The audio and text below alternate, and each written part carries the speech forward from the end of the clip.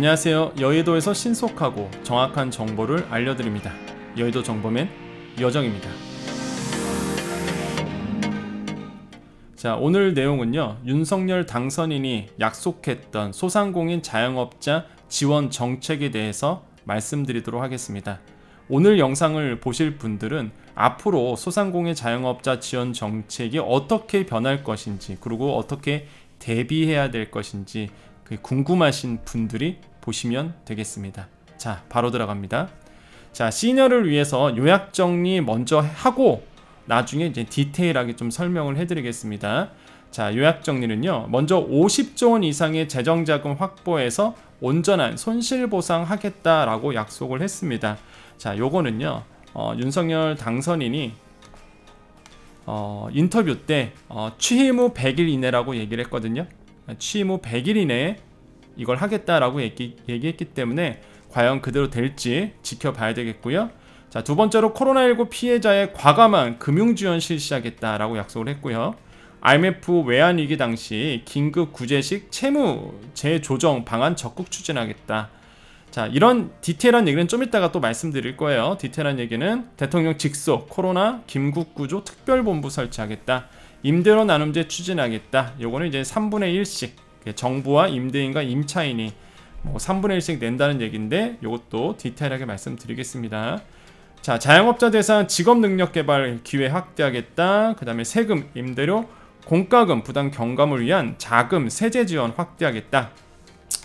전통시장 활성화를 위해서 주차장 조성 지원 확대, 디지털 점포 전환 지원 확대 등 지원하겠다. 중소여행사 및 관광업계 피해 회복 적극 지원하겠다 해서 총 9개의 큰 분류의 지원 정책을 약속을 했습니다. 그 중에서도 가장 중요한 거는 역시 50조 원의 손실 보상이다라고 말씀을 드립니다. 자, 여기까지 우리 시니어를 위해서 요약 설명해 드렸고요. 이제부터는 시간이 되시는 분들, 조금 더 깊게 알고 싶다 하신 분들 이제 보시면 되겠습니다. 자, 좀 시간 되신 분들 남아 계셨죠? 자, 바로 들어갑니다. 자, 오늘 내용이 중요한 이유는요, 사실 이제는 윤석열 당선인이 됐습니다. 그럼 이제 국민과의 약속한 게 있어요. 특히 소상공인과 약속한 게 있습니다. 그렇기 때문에 제가 봤을 때 이제는 분명히 정부의 행정 동력을 잃지 않기 위해서 말했던 거를 시행할 겁니다. 가장 1순위가 50조 원을 마련해서 소상공인 도와준다라고 얘기를 했거든요. 실제 공약집에 1번이요, 소상공인이 먼저 첫 타로 나옵니다. 그래서 바로 이 내용이에요. 50조 원 이상의 재정자금 확보해서 정당하고 온전한 손실보상을 하겠다라고 약속을 했고요. 자, 규제 강도와 피해 정도에 비례해 지원하겠다라고 얘기를 했습니다. 그래서 뭘 한대요? 국세청과 지자체 보유 행정자료를 근거로 지원액 절반 먼저 지원하는 선보상제도를 시행하겠다라고 얘기를 했습니다. 자, 이게 가장 중요하겠죠. 지난 영상에서 내가 50조 원의 손실보상 어느 정도 규모인지, 그리고 어느 정도의 소상공인 분들에게 지원이 될지 대략적으로 말씀을 드렸습니다. 그죠? 우리가 300만 원 받았던 방역지원금 얼마였죠? 추경 예산안이 16조 정도 됐었습니다. 근데 이번엔 50조래요. 그런데 뭐래요? 손실보상이래요. 즉 소상공인을 위해서 50조 원을 약속을 했습니다. 그러면 자, 300만 원 받았을 때가 추경이 16조였는데 그러면 이거 몇 배예요? 대충 계산만 해도 아시겠죠? 그렇기 때문에 소상공인 입장에서는 굉장히 중요한 아젠다, 한마디로 주제다라고 말씀을 드리겠는데, 자, 여기서 잘 보셔야 될 게 보세요. 규제 강도와 피해 정도라고 비례해 지원합니다. 자, 이렇게 돼 있죠. 지금의 손실보상도 비례해서 지원하고 있습니다. 그렇죠?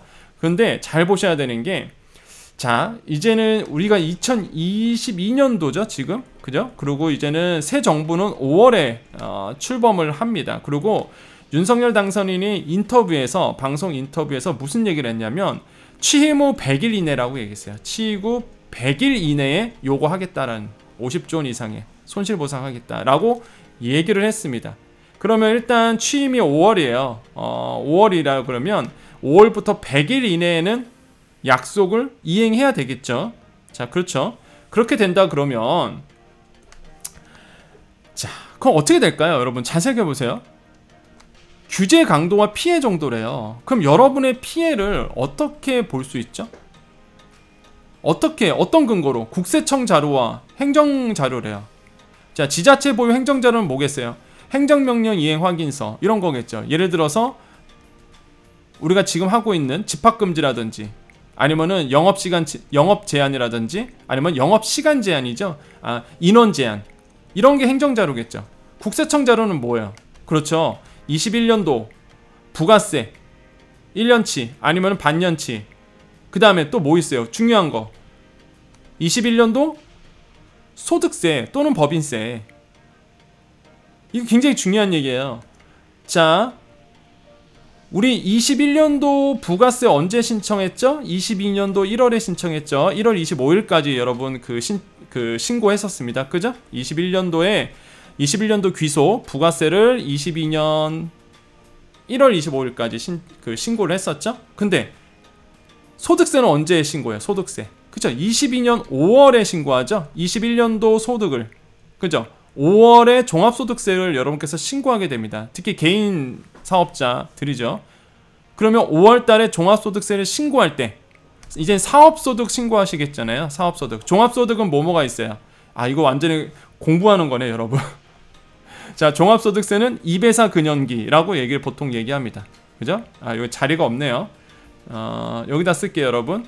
자, 5월에 여러분께서 종합소득세 신고할 때는요, 우리가 종합소득세를요, 2, 배, 사, 근, 연, 기 이거를 합쳐서 우리가 종합소득이라 그래요. 자, 이자소득, 배당소득, 사업소득, 근로소득, 연금소득, 기타소득 요 6가지를 우리가 종합소득세라고 얘기를 하거든요. 근데 여러분께서는 이제는 개인 사업자이신 분들은 이 사업소득을 신고하게 되겠죠. 그래서 종합소득세, 소득세라는 걸 5월에 신고합니다. 그렇죠? 사업소득세. 근데 자, 비례해서 손실이 나와야 돼요. 손실을 비례해서 준다고 합니다. 그러면 어떻게 되겠어요? 5월에 종합소득세, 소득세 21년도 신고하는데 더 이상 말 안 드릴게요. 손해가 나와야 돼요. 손해가 언제보다 분명히 19, 20년도보다 손해가 제가 봤을 때는 나와야 되겠죠. 손실이 나와줘야 돼요. 일단 손실이. 이해되시나요? 근데 언제 신고한다고요? 5월에 신고합니다. 다시 한번 차마 제가 말은 못 드리겠고, 자, 손실이 나와야 돼요. 손실. 다시 한번 강조드립니다. 손실이 나와야 돼요. 그런데 5월에 그걸 신고합니다. 알아서 신고를 잘 하시라고요. 제 말은. 더 이상 말씀 안 드리겠습니다. 뭐 눈치 빠르신 분들은 무슨 얘기인지 아실 거예요. 다시 한번 21년도 귀속 소득세를 5월에 신고하실 거예요. 이번에 5월에 신고하시죠? 그러면은 어떻게 해야 되겠어요? 손실이 나와줘야 된다는 거 꼭 미리 말씀을 드립니다. 눈치 빠르신 분들은 제가 무슨 말 하는지 아실 거예요. 그래서 여러분 꼭 기억을 해 주십시오. 자, 그래서 부가세 신고 꼭 하셔야 되고요. 아직 못하신 분들은 기한 후 신고라도 꼭 해주세요. 부가세 신고 꼭 해주시고, 그 다음에 이제 소득세 신고도 5월달에 들어가니까 5월달에 꼭 종합소득세 신고해 주시고, 손실이 나와줘야 된다는 거 다시 한번 강조해 드리고요. 왜 100일 5월달 지난 다음에 100일 이내로 요거 들어간다니까 약속을 했으니까 제가 봤을 때 실제 하겠죠. 할 겁니다. 물론 이제는 여당이 이제는 그때 되면 야당이겠죠. 참 민주당이 이제 야당이 되죠. 야당이 172석인가요? 174석을 가지고 있습니다. 지금.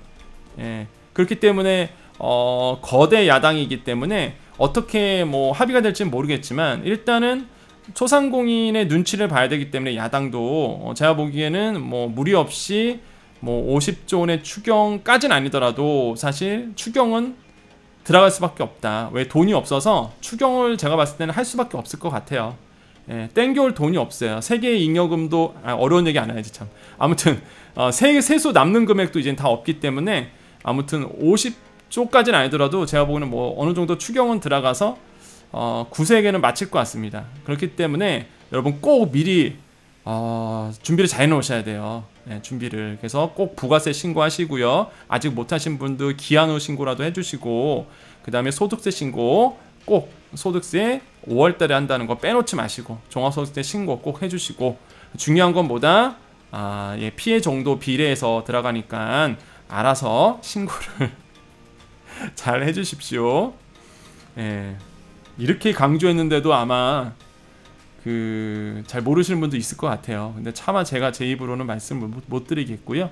뭐 알아서 여러분 잘 신고를 해주십시오. 중요한 거는 사업자로서 소득 신고는 당연한 의무입니다. 여러분 세금 신고는 의무이기 때문에 여러분 꼭 해주시고, 참 법인은 언제 하죠? 우리 12월 법인 같은 경우는 3월에 하잖아요. 그래서 3월 달에 법인세 신고 빼놓지 마시고 꼭 해주시고요. 자, 요거 별표 5개 쳤습니다. 그 다음에 영세사업자 소상공인의 긴급자료 수요에 대응하고 사회 각 분야 재건을 위한 지원체계 구축하겠다. 그래서 특례 보증을 통해서 저금리 대출을 확대하겠다. 근데 이게 5조 원 이송이라고 합니다. 아시겠죠? 그래서 요것도 저금리 대출을 좀 확대하겠다라고 약속을 했고요. 자, 오늘 얘기 좀 깁니다. 왜냐하면 소상공인 자영업자 공약이에요. 이건 공약집에 아예 있는 내용이기 때문에 말씀을 드리는 겁니다. 그래서 좀 길어도 이해해 주세요. 이거 하나만 보시면 돼요, 대신에. 예. 그래서 앞으로 어떻게 소상공인 지원책이 나올지 요거 하나만 보셔도 대충 예상이 되실 겁니다. 자, 방역조치 기간 발행한 손실 및 폐업, 소상공인 손실보상, 사각지대 해소하겠다. 이게 뭐야? 방역조치 기간 발생한 손실 및 폐업 소상공인, 그죠? 이거 구체적으로 어떻게 해소될지는, 어떻게 지원할지는 뭐 구체적인 내용은 없습니다. 근데 일단은 폐업 소상공인도 신경 쓰겠다라고 얘기를 했고요. 그 다음에 소상공인 자영업자의 신체적, 정신적 건강의 회복과 유지를 위한 심리상담 제공하고 디지털 치료제 지원하겠다. 근데 저는 요거 정말 필요하다고 봤었거든요. 정신건강 회복. 요건 제가 필요하다. 실제로 여러분 굉장히 힘드시죠? 그래서 요런 게 어떻게 구체화 될지는 조금 더 지켜보셔야 되겠다라고 말씀을 드리겠습니다. 자, 그 다음 볼게요. 이제 그 다음, 자, 요거 한번 볼까요? 그 다음에 좀 내용이 긴데, 자, 과감한 금융지원 실시하겠다라고 얘기를 했네요. 어떤 내용일까요? 자, 자영업자, 소상공인, 중소기업 간의 기존 대출금 만기를 충분히 연장하겠다. 이번에 이제는 3월달에 만기가 도래하는데 요거는 한 번 또 연기가 됐습니다. 아시죠? 그 대출 받으신 분들 원래 3월에 만기예요. 갚아야 되실 분들이 있는데 요거 정부에서 이미 한 번 또 연기를 했죠. 그래서 그런 내용입니다. 충분히 연장하겠다, 더 연장하겠다, 뭐 이런 얘기겠고요. 세금, 공과금, 임대료, 인건비 등에 대해서도 적극적인 세제 지원하겠다. 금융지원 등을 통해 기존 제도의 사각지대를 제거하겠다라고 볼 수가 있겠고요. 중요한 것만 좀 말씀드릴게요. 자, 이겁니다. 외환위기 당시에, 외환위기가 언제였어요? 97년에서 98년도였죠? 긴급 구제식 채무 재조정 방안 적극 추진하겠다. 이 얘기가 뭐냐면, 자, 소액 채무 경우에는 원금 감면폭을 현재 70에서 90%까지 확대하겠다.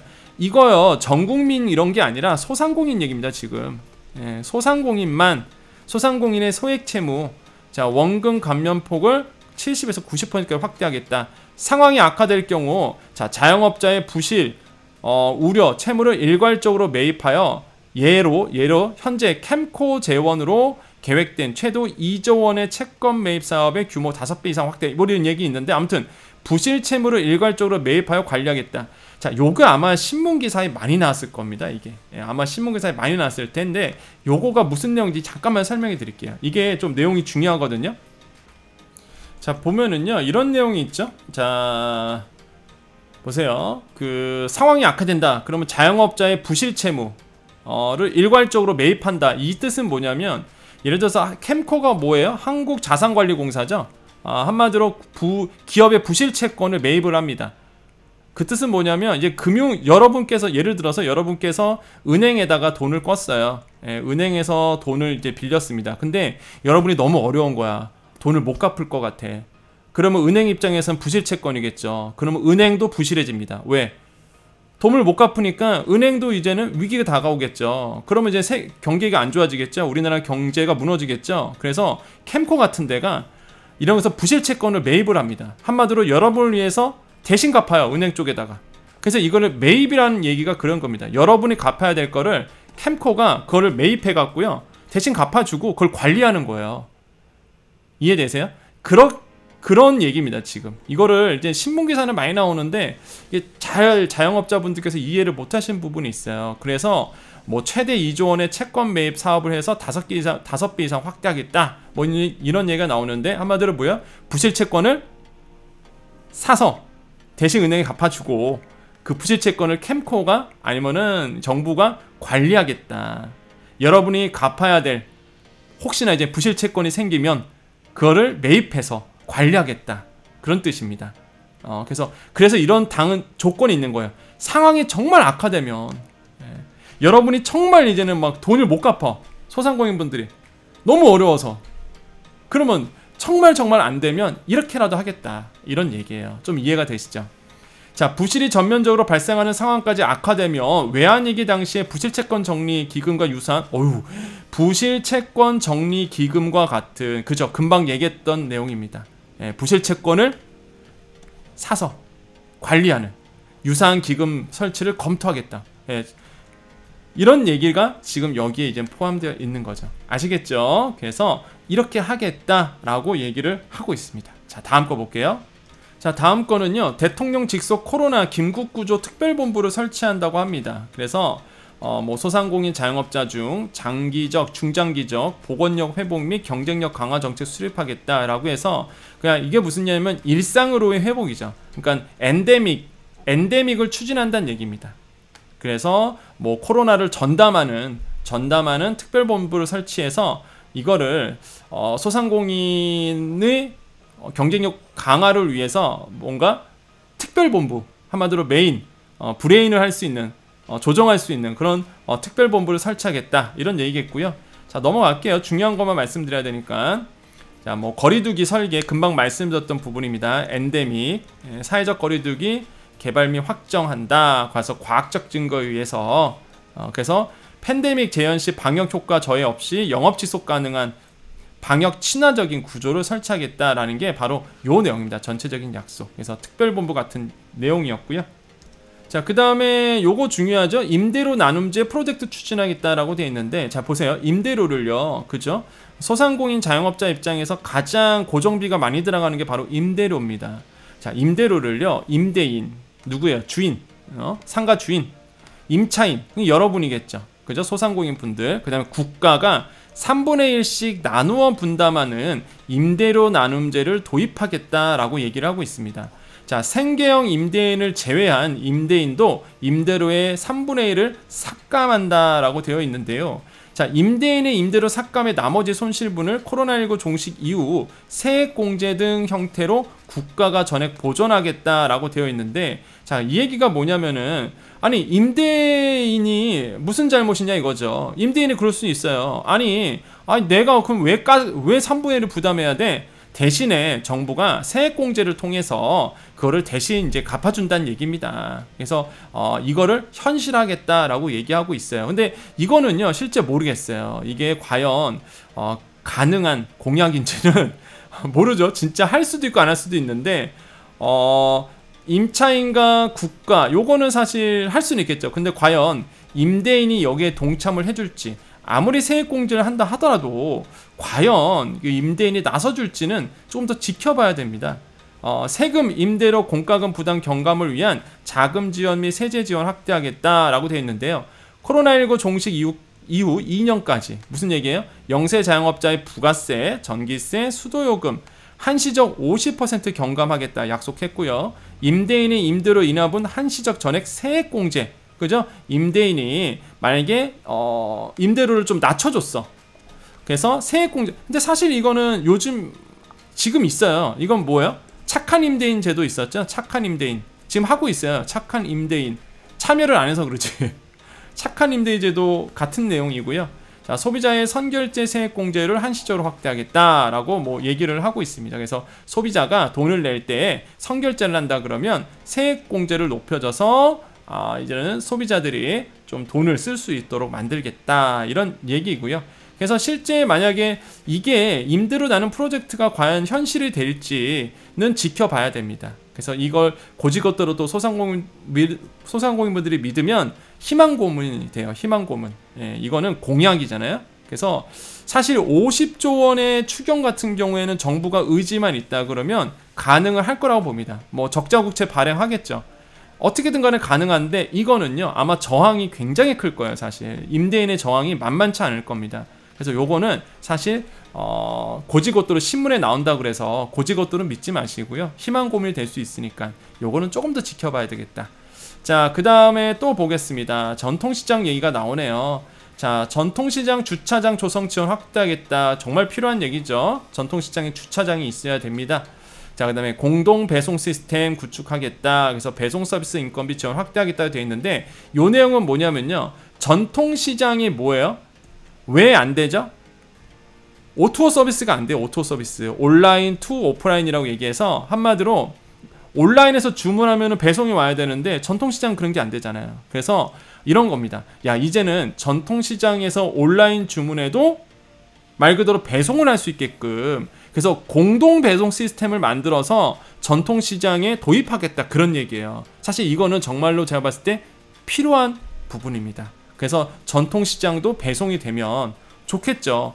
개인이 하긴 힘들죠. 개인이 하긴 힘들기 때문에 공동 배송 시스템을 만들겠다라는 그 내용이에요. 그래서 요거 그 다음에 상생형 지역 유통 발전 기금 도입 추진으로 온라인 플랫폼과 지역 상권이 윈윈 달성 돼 있고요. 같은 얘기고요. 자, 전통시장 상인 저금리 소액 신용대출 서비스 확대, 전통시장의 디지털 점포 전환 지원 확대, 그래서 비대면 거래에 능동적으로 대응하기 위하여 자, 라이브 커머스 지원. 이건 뭐예요? 우리가 라방이라고 얘기합니다. 라이브 방송. 우리가 여러분 채널 돌리다 보면은 뭐가 나와요? 그렇죠. 우리가 쇼핑, 그죠? 뭐 TV 홈쇼핑 이런 거 나오잖아요. 막 그 뉴스 캐스터들이 그죠? 앞에 나와서 이제 홈쇼핑 방송 이렇게 막 하잖아요. 물건 팔고. 자, 이런 겁니다. 이런 거예요. 근데 요즘에는 라이브 방송이라고 얘기해요. 라이브 커머스. 뭐 네이버로 얘기하면은 쇼핑 라이브 이런 겁니다. 한마디로 쇼핑 호스트가 앞에 나와서 물건 막 팔고 있는 거 이런 거를 지원해 주겠다는 얘기예요. 근데 지금 이거는 현재도 정부가 하고 있습니다. SNS, 유튜브 등 통한 홍보 지원하겠다 이렇게 돼 있고요. 자, 전통시장과 온라인 플랫폼 기업 상호 연계, 그 다음에 인프라 구축. 자, 이거는 약간 여러분 보시기에는 먼 얘기일 것 같습니다. 이게 과연 어떻게 디지털 전환 추진하겠는지 이거는 그냥 정부가 그냥 밝혔던 내용이에요. 그래서 솔직히 피부로 와닿진 않습니다. 네, 피부로 와닿진 않아요. 디지털 전환 해주겠다 그러는데 뭐 어떻게 해줄지는 좀 더 지켜봐야 되겠죠? 그래서 넘어갈게요. 네, 뭐 중요한 얘기는 아닙니다. 자, 중소여행사 관광업체 지원하겠다. 필요하죠. 중소여행사와 관광업계 피해 회복을 적극적으로 지원하겠다라고 나오고요. 손실보상금 제외업종인 여행업이 손실보상 적극 추진하겠다라고 약속을 한 상태입니다. 자, 메타버스 연계 지역별 특화 한류 관광 콘텐츠 랜드마크 조성하겠다라고 해서 뭐 여러가지 주요 명소들 얘기고요. 4차 산업혁명 기반 관광벤처 육성, 문화관광 PD 기획자 육성. 요거는 솔직히 뭐 별 와닿진 않습니다. 그죠? 가장 와닿는 거는 역시나 공약 중에서 제가 봤을 때는 이 과감한 금융지원 실시 부분이랑요. 실제 여러분께 도움이 될 수 있는 거, 그 다음에 부실채권 매입해 주는 거. 여러분이 도저히 돈을 못 갚으면 정부가 대신 매입해서 관리하겠다는 거. 자, 요런 것도 굉장히 좀 실제적인 약속이 가능하고요. 제가 봤을 때는 아마 여러분 피부적으로 와닿을 거고, 역시나 가장 중요한 거는 50조 원의 추경, 이 약속이 가장 핵심적이다라고 말씀을 드립니다. 그래서 여러분은 눈을 크게 뜨고요. 소상공인분들 과연 새로운 정부가 이 약속을 지킬지 여러분 꼭 모니터링 하시면서 저는 지킬 거라고 봅니다. 안 지키면 난리 날 거예요. 그죠? 그래서 꼭 잘 대비를 잘 하시기를 다시 한번 강조드립니다. 세금 신고 꼬박꼬박 잘 해주시고 손실이 나와줘야 된다는 거 꼭 기억해 주셨으면 좋겠습니다. 잘 모르시면 세무사님, 꼭 세무사님을 만나셔서, 그것도 좋은 세무사님을 만나셔서 상담을 꼭 받아보시기를 권유를 좀 드리겠습니다. 그래서 가장 중요한 거는요, 세무는요 역시나 세무 전문가를 만나시는 게 가장 좋습니다. 그래서 꼭 여러분 물론 영세 자영업자 같은 경우에는 사실 힘들죠. 세무사 비용도 들기 때문에. 그래서 그런 분들은 뭐 혼자서 세금 신고하신 분들 계실 텐데, 그래서 제가 말씀드리는 거예요. 예, 손실이 꼭 나와줘야 된다는 거. 그래서 꼭 기억해 주셨으면 좋겠다. 그래서 5월 달에 종합소득세 빼지 말고 꼭 신고해 주시고요. 자, 여기까지 하겠습니다. 자, 여기까지 하고요. 우리 시간 없으시, 이제는 우리 여정 패밀리님들만, 남아 계십시오. 나머지 분들은, 구독자 아니신 분들은 이제 다 얘기 끝났으니까 여기서 이제 나가주시면 되겠습니다. 자, 우리 여정 패밀리님들 남아 계셨죠? 사실 제가 이 얘기를요, 그 공약집이잖아요, 사실. 그래서 제가 그 선거 시즌 때 할까 말까 고민했었어요.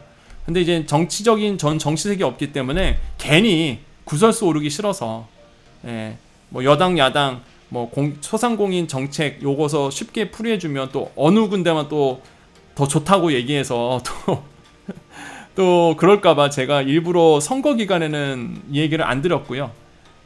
그래서 선거 끝난 다음에 그러면 누가 될지 모르고, 그래서 당선자의 소상공인 정책을 한번 풀어줘야 되겠다라고 생각을 했었거든요.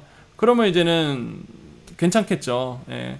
그래서 이제는 당선인의 소상공인 정책에 대해서 이제 당선 후니까 어떻게 이제 소상공인 정책이 갈지 그 힌트를 여러분께 좀 드렸습니다.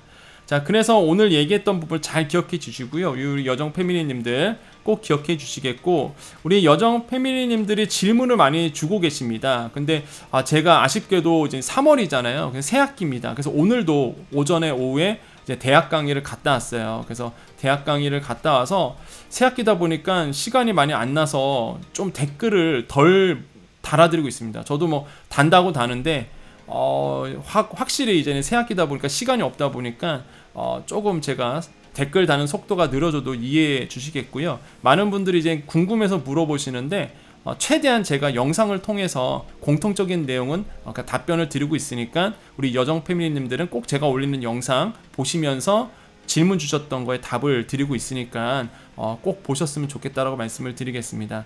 오늘 느꼈던 바가 되게 컸었어요. 제가 이제는 사실 이제 대학생들을 만나잖아요. 학교에서 개강을 했기 때문에. 근데 20대들이 정말 코로나 많이 걸렸다. 오늘도 5명이 결석. 예, 코로나 양성. 그래서 야, 우리 20대들이 정말 많이 걸리는구나 지금. 그리고 이미 또 물어봤더니 걸렸는데 이제 회복이 돼서 이제 끝나서 출석한 친구들도 있고. 그래서 20대들이 정말 많이 걸리고 있구나 해서 이게 참 뭐라고 말할 수는 없겠죠. 하지만은 굉장히 주의하셔야 되겠다. 그런 생각을 많이 했습니다.